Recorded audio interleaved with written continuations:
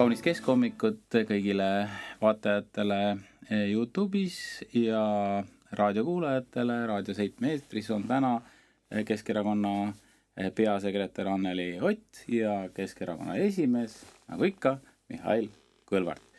Ja alustame koalitsioonilepingu väikese analüüsiga. Ma loodan, et te olete selle jõudnud läbi lugeda, ainult 46 lehekülge, seda ei ole palju.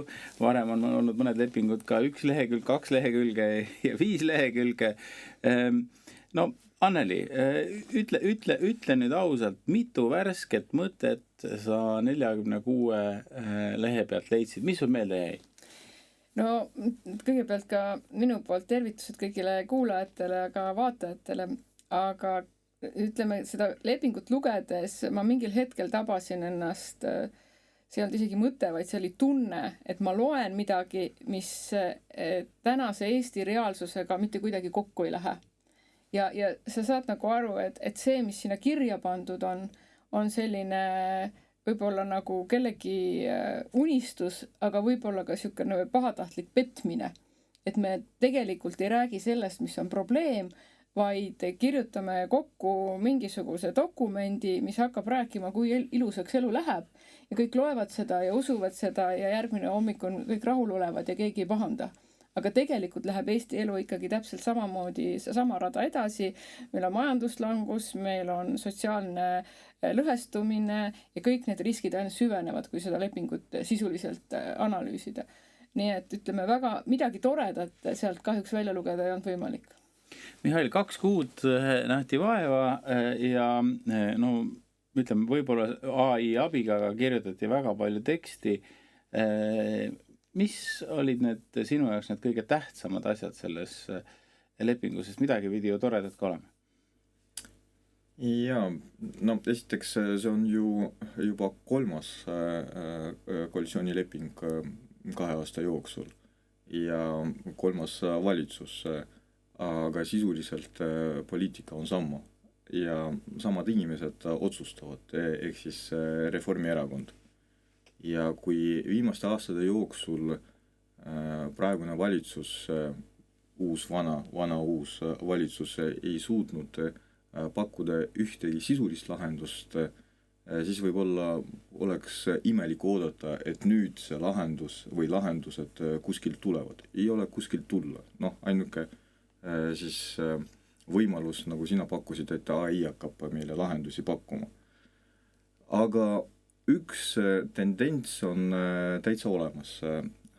Vaata, pakutakse kuidagi probleeme lahendada, mida see sama koalitsioon on ise loonud. Et suure loosungiga tullakse välja, et maksusüsteem korda ja siis pakutakse ka leevendusi. Et nüüd üks maks jääb ära ja see on siis ettevõtete tulumaks ja automaksu puhul siis pakutakse leevendusi ja see on suur saavutus. Vaata, sa kõigepealt võtad inimeste käest 1000 eurot, siis sa annad 10 tagasi ja ütled, et ole õnnelik, me tegime sinu jaoks nii palju. Ja ettevõtluse puhul samamoodi kõigepealt käistatakse ettevõtlust ja siis öeldakse, aga nüüd 1 maksu võrra vähem ja sellega me panustame, et ettevõtluskeskkond muutub paremaks. Ja no ma arvan, et see praegune koalitsioon kindlasti tajub, kus on probleeme. Ja siis pakutakse mitte lahendusi, vaid sellised jällegi loosungid, et mis suunas tuleb siis töötada. Et noored pered saadakse aru, et on raske, aga no päris lahendusi ei ole. Pensionäride puhul on see asi veel huvitavam. Et siin mõni kuu tagasi käis siis arutelu, kas indekseerimine on vajalik või ei ole. Ja siis nüüd koalitsioonileping pakub lahendust. Jätkatakse indekseerimisega. Ja sa kõigepealt tekitad hirmu, et indekseerimine jääb ära. Ja siis pärast ütled niimoodi julgelt, et ei, indekseerime edasi ja siis tänu sellele pension ka kasvab. Ja ma olen Anneliga nõus, et sisu poolest see on petmine, aga see on selline päris osav petmine. Tavaline nagu skeem, et sa nagu lood probleeme, siis tulevad kosmeetilised muutused, aga siis ilusa sildi all. Seal täpselt teine teema on ju seal ka see energeetika peatükk, kus räägitakse sellest, kuidas elektri hind peab saama kõigile taskukohaseks. Ma seda sõnastust täpselt ei mäleta, aga enam-vähem selline ta oli. Ja siis alustatakse, eks ju, tuumajaama rajamist ja selleks vajalike seadustega. Nüüd täna on inimeste toetus sellele koalitsioonile 20%, mis tähendab, et suur enamus Eesti inimestest seda koalitsiooni ei usalda. Sellepärast, et nad lihtsalt ei suuda asju korralikult läbi mõelda, täpselt seesama automaksu teema, kõigepealt tehakse mingi asi valmis, siis tuleb kogukonnalt tagasiside, siis hakatakse seda mingite sammudega kuidagi muutuma, midagi seletama ja siis me hakkame tuumajaama rajama. Mina ei ütle, et see vale on. Ma arvan, et see on väga õige asi, mida mõelda. Aga 20% toetus tähendab seda, et sellised suured sammud Eesti arenguks tuleb Eesti ühiskonnaga läbi arutada.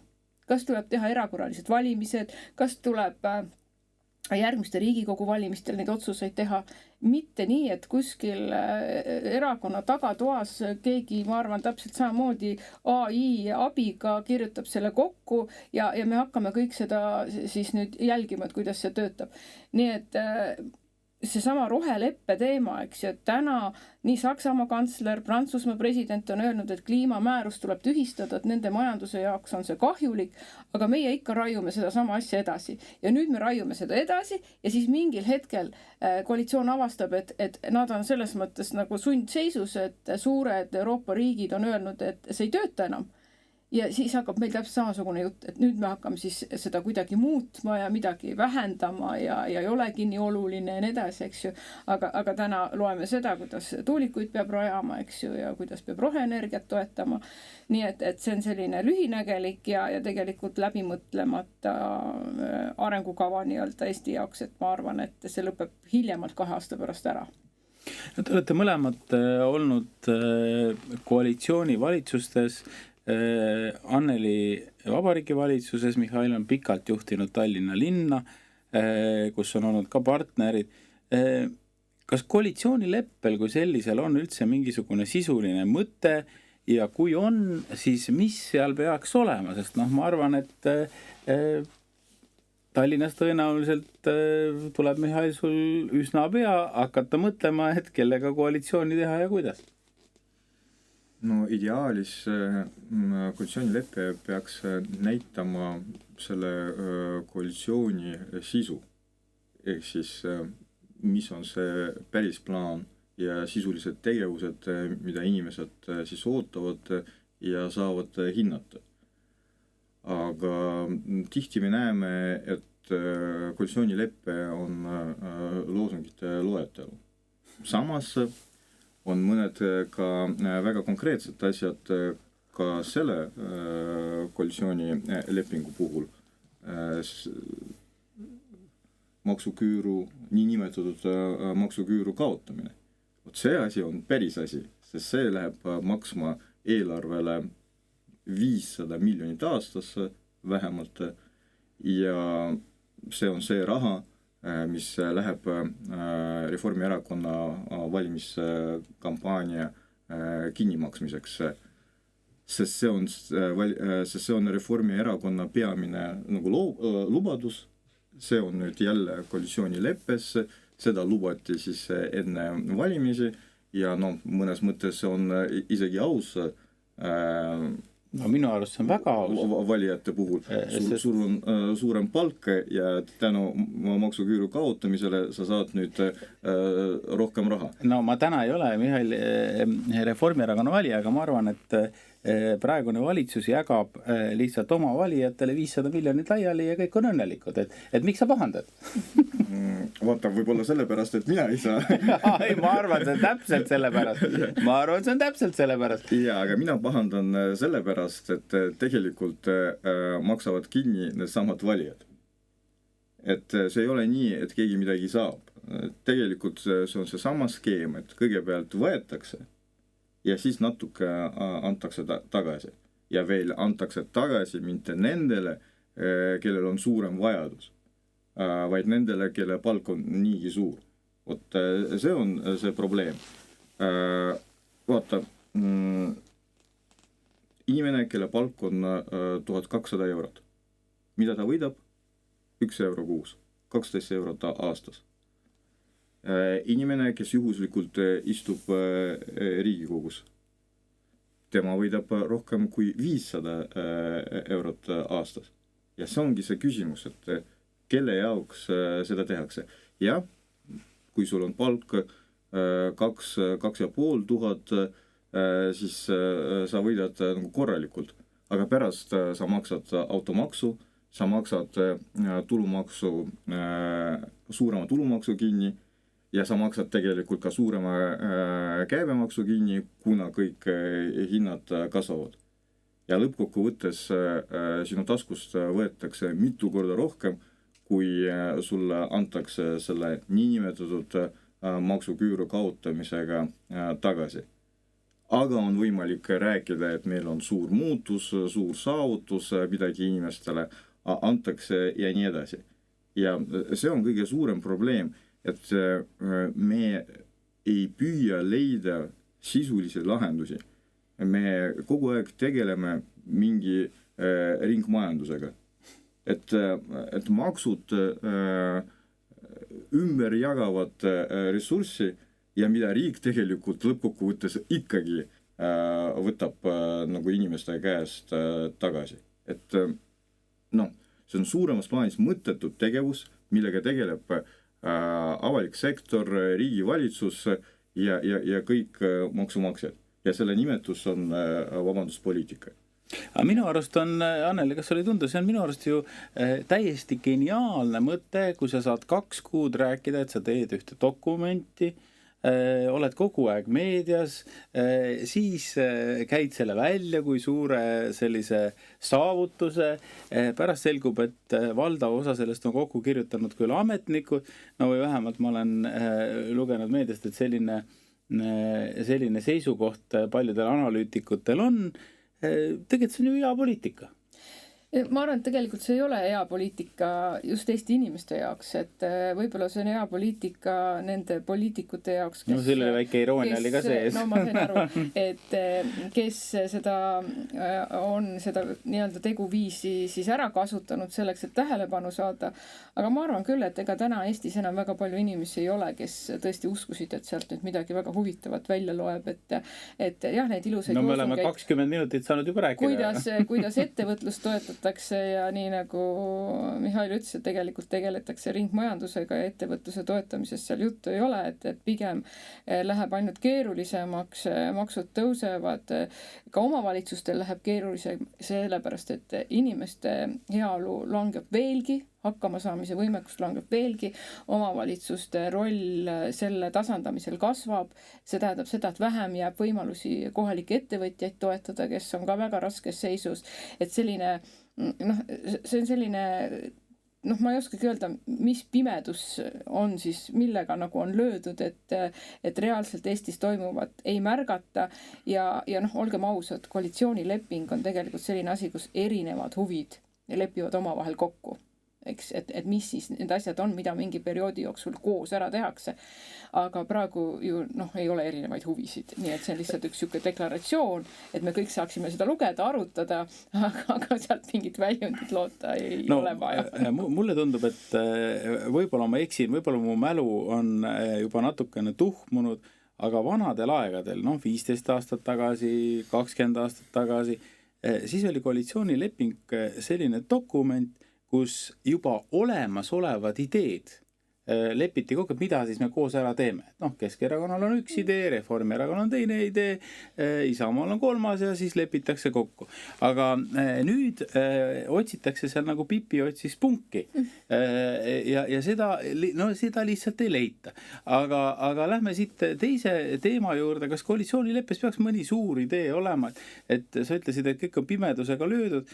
Võib-olla on olukord see, et Eesti lihtsalt ei ole üldse ideid, ma ei räägi ühte suurt ideed, vaid üldse ei ole ideed. mõtteid, mida me peaksime tegema kogu ühiskonnas, et kaasa arvatud arvamusliidrid heietavad pikalt sellistel teemadel, mis ei ole üldse huvitav. Kusjuures see on väga hea küsimus, et mina nüüd praeguse oma ameti või töö tõttu olen saanud võimaluse tegelikult väga paljude Eesti inimestega otse suhelda ja erinevates Eesti piirkondades. Ja mis põhiteemad hakkab järjest rohkem päevakorda tulema, on see, et mina nimetaksin seda selliseks nagu Eesti inimeste, et meil tekib vajadus Eesti inimesi uuesti nagu Eesti riiki integreerida, sest inimesed on riigist eemaldunud ja küsitakse, et mis on see mõte, mida me siin koos ajame, mille nimel me pingutame. Et kui sa pead iga päev tegelema sellega, et põhimõtteliselt toit oleks laual, et eluase oleks soe ja see ettevõte, mida sa oled terve elu ehitanud, püsiks, siis ei ole võimalik rohkem panustada ühiskonda laiemalt. Ja järjest tekib inimestel küsimus, et mille nimel ja kas peaks ära minema. Noortel täpselt samamoodi, et seda sellist hingelist motivatsiooni ja kontakti jääb järjest vähemaks, sest inimesed saavad aru, et nende mõtetest, nende ettepanekutest mitte keegi ei hooli. Et ei ole vahet. 20% on toetus, me saame aru, kus see tuleb ja sellega korraldatakse kõikide inimeste elu. Aga Mihhail, kes siis peab hoolima? Et valitsusel on teatud ülesanded päris raske panna, sellepärast, et ma ei ole veel ühtegi valitsust Eestis näinud, kes tõesti vastab ootustele. Kes vastab ootustele. Võib-olla see hoolitsemine, mõned on püüdnud, võib-olla Reformierakond püüab oma valijaid hoolitseda, et jagada nendele 500 miljonit eurot laiali ja võib-olla Keskerakond, kui oli valitsuses, püüdis ka pensionäre aidata, kuigi väga ei õnnestunud, ma tunnistan ausalt, et minu arust need numbrid tegelikult olid ebapiisavad.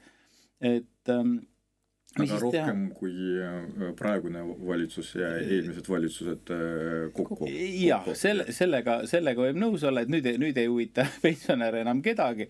Ma pean silmas nüüd neid reaalseid samme, mis on tehtud, et kuidas keskmine pensionisaaja tunneb. Eelmisel nädalal ma kohtusin lugupeetud presidendiga. Ja tema peamiseks küsimuseks oli üks uuring, mida siis ta püüdis koos minuga analüüsida. Ja see uuring näitab, et suur osa Eesti inimestest ei tunne, et nad on ühiskonna osa. Et Eesti inimene ei tunne, et ta on Eesti osa. Miks? Sellepärast, et tema igapäevane elu, nagu Anneli tõi välja, on ellujäämine. Ta ei suuda mõelda suurtest eesmärkidest, narratiividest, kui tema igapäevane eesmärk on leib laua peal.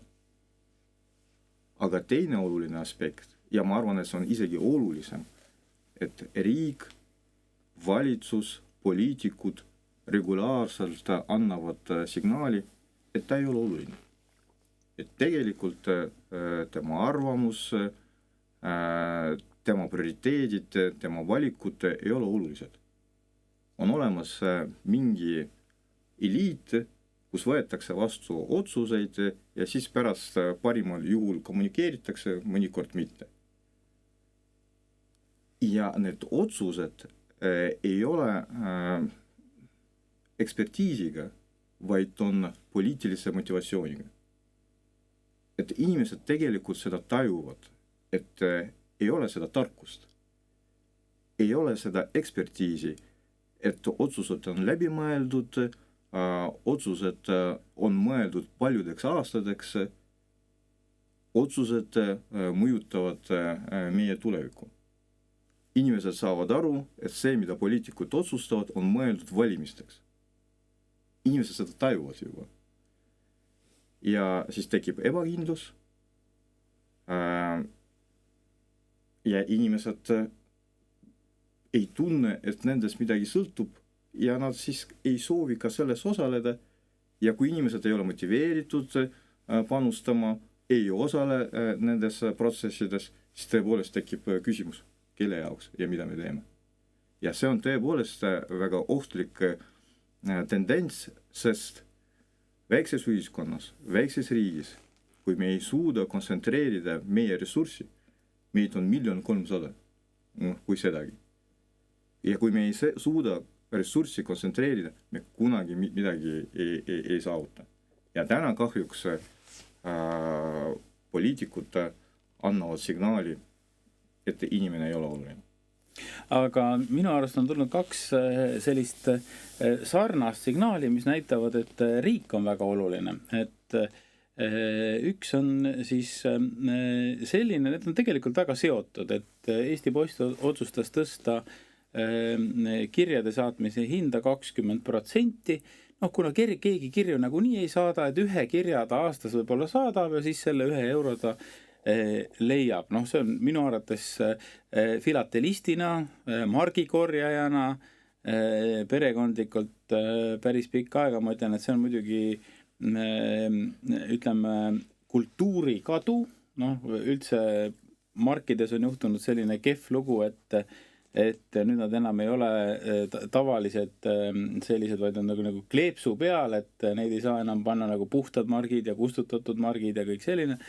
Ja siis teine uudis, mis on täpselt sama temaatika tegelikult, et minister ütleb, et mis te sinna EMO-sse üldse lähete, et polegi vaja minna, et hoiame riigi raha kokku, ja teid tuleb sealt ka ikka eemal hoida ja see on tegelikult olnud suhtle AI-ga. Jah, ja see ei doktor Google oli varem, nüüd on doktor Tehisaru. Et ma võtaks selle kokku sellega, et minu arust nagu riigi teenus, ma ei tea, kas ta läheb kehvemaks, aga ta läheb raskesti kättesaadavamaks. Et Eesti Posti kohta ma kirjutasin siin ka eelmise aasta lõpus ühe arvamusloo, kus ma tegelikult ka nagu natukene vaatasin sellesse teemasse sisse, sest et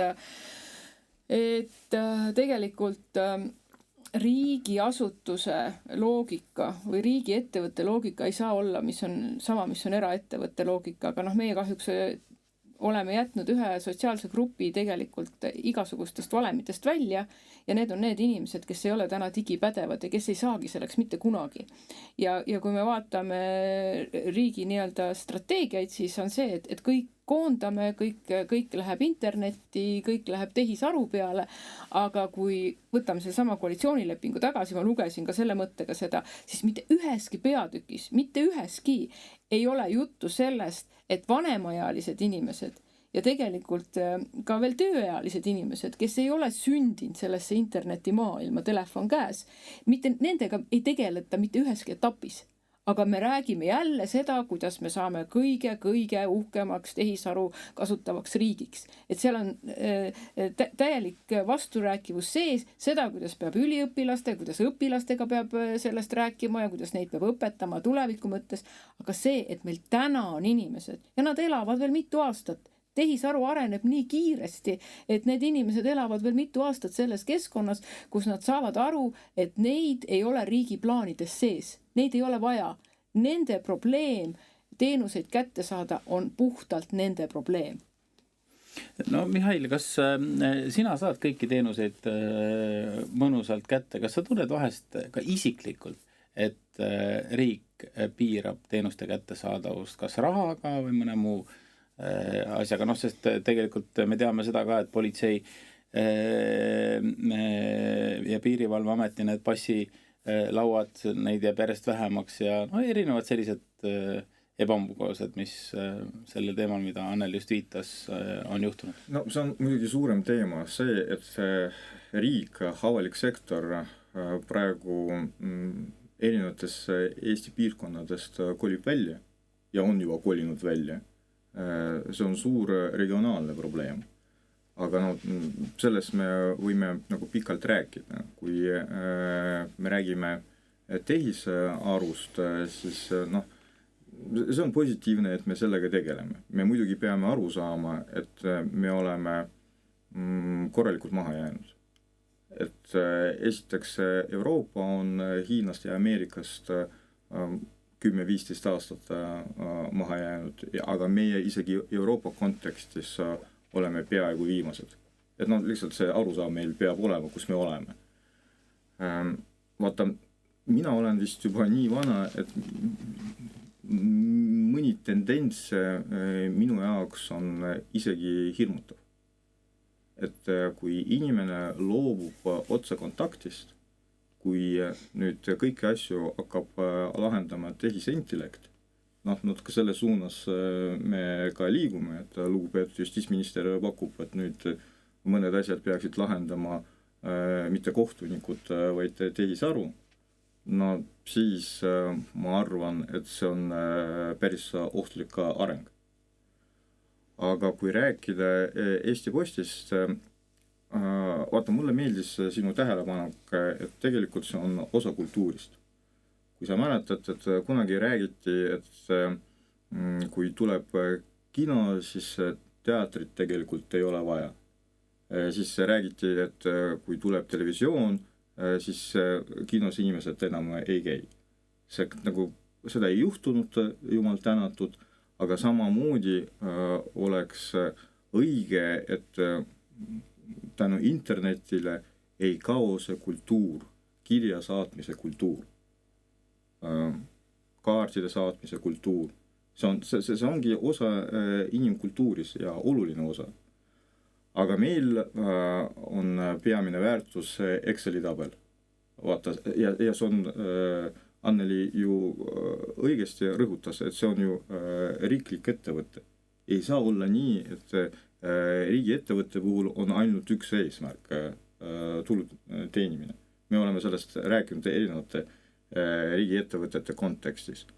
Siin peavad olema ka suuremad eesmärgid ja suuremad väärtused. Seda kahjuks ei ole. Me siin alustasime ka EMO-st rääkima, et siin hiljuti austatud sotsiaaltervishoiuminister Karmen Joller andis avalikkusele teada, et enam sotsiaalvaldkonnaga ise ei tegele, kuna ta on ülekoormatud ja ei peaks nagu selle valdkonnaga tegelema tema, las ametnikud tegelevad, tema siis tegeleb tervisehoiuga. See on tema siis prioriteet. Et pannakse nagu ministeeriumid kokku ja siis lugupeetud minister ütleb, aga üks valdkond ei ole prioriteetne. See on muidugi nagu väga ideoloogiline ka. Ja siis mida ta siis tervisehoius soovib saavutada? Et piirame siis EMO-teenuse kättesaadavus. Et liiga paljud inimesed pöörduvad nagu EMO-sse, nagu see on probleem. Muidugi on probleem. Aga miks ta ei räägi sellest, kus on selle probleemi juur? Et tervisehoiuteenused inimestele täna ei ole kättesaadavad punkt. Ja sellepärast inimesed püüavad leida endale sellise lahenduse. Ja noh, tõenäoliselt on ka sellised, kes pöörduvad ilma asjata, aga globaalselt selle probleemi sisu seisneb selles, et inimesel ei ole valikud. Kas ta ootab 3-4 kuud järjekorras spetsialisti juurde ja võib-olla, vabandust, selle aja jooksul arsti enam ei olegi vaja,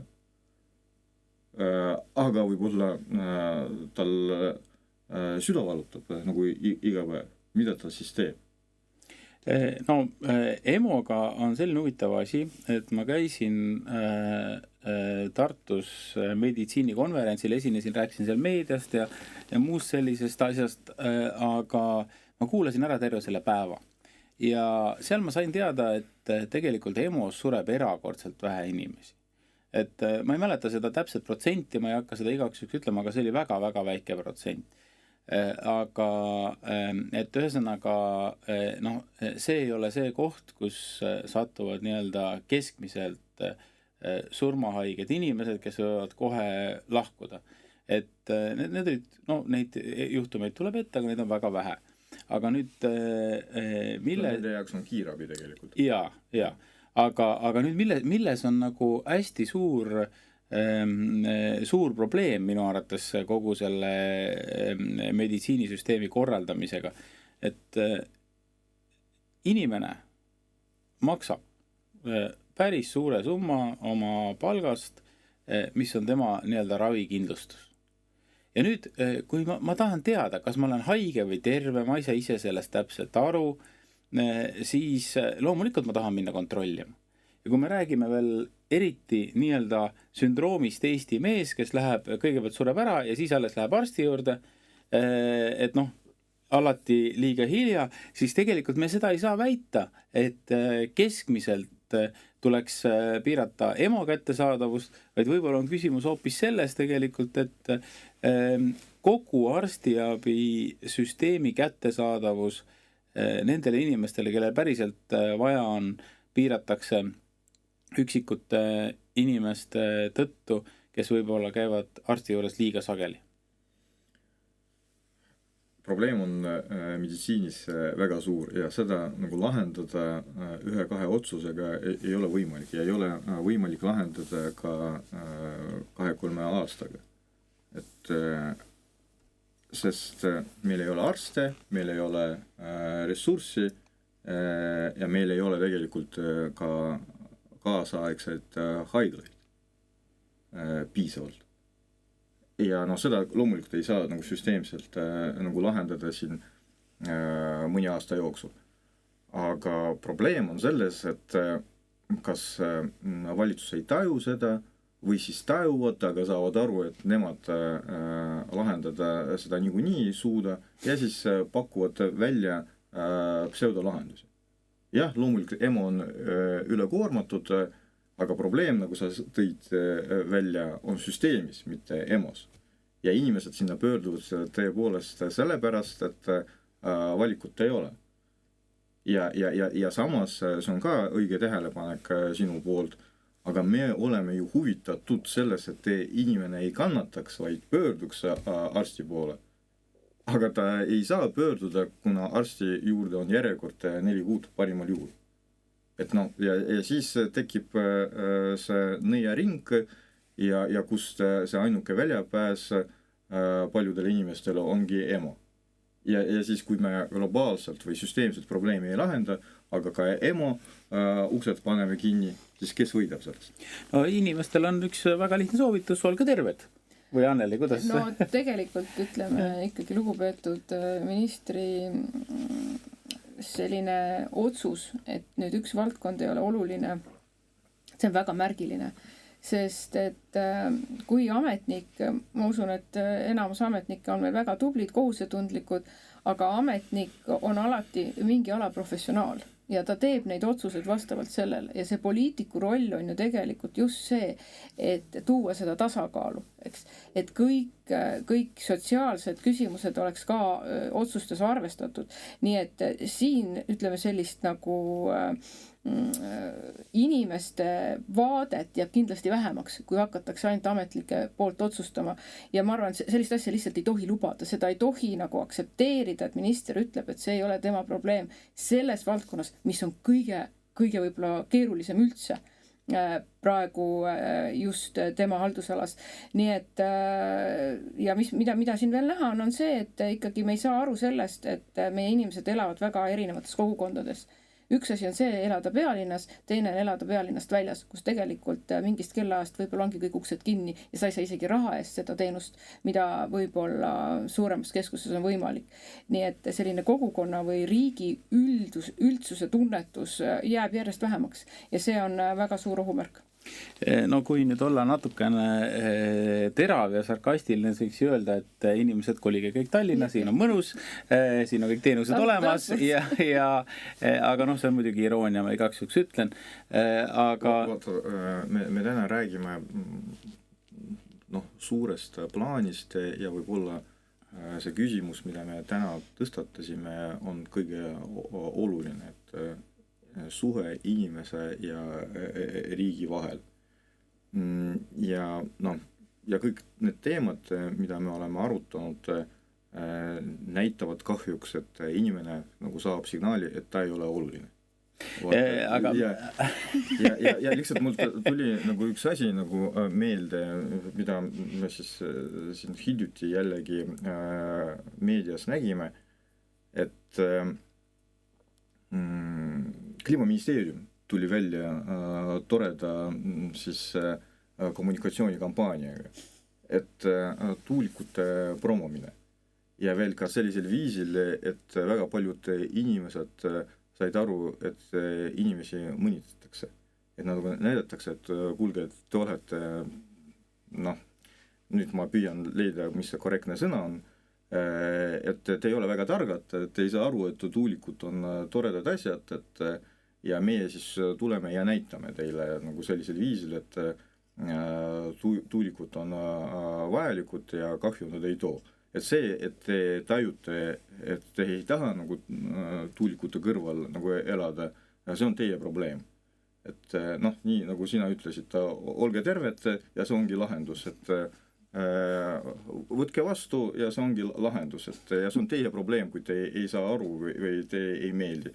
Me siin maksame arendajatele investeeringud kinni, maksame põrand hinda kinni ja veel maksame veel ka nendele siis reklaamkampaaniad, et palun, tuulikud on toredad asjad.